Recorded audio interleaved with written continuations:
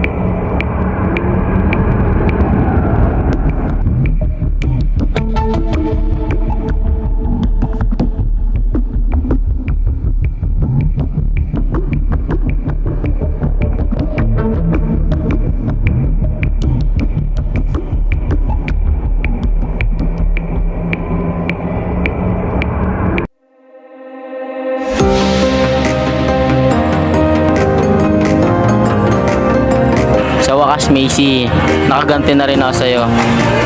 Tignan natin kung maayos mo pa yan.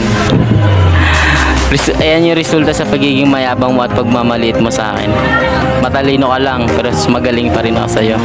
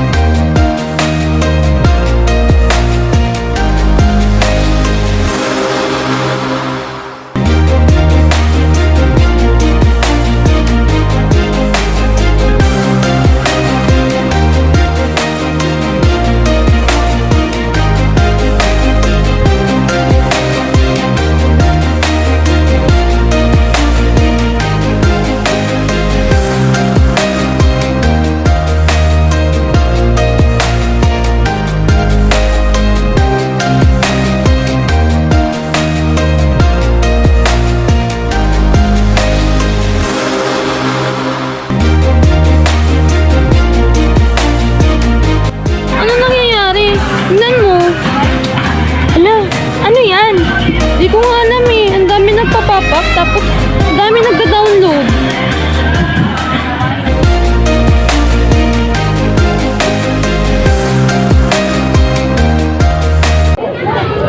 Let's proceed to the next part.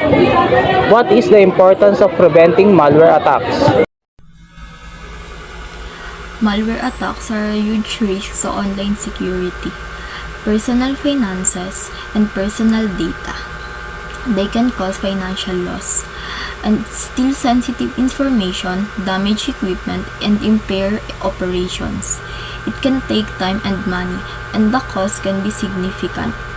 Identity theft can lead to emotional trauma and permanent harm to devices. Operations can be disrupted for businesses, while individuals might suffer immense emotional trauma. Preventive steps such as frequent software updates, strong antivirus, secure browsing, and vigilance towards unsolicited emails can reduce this risk.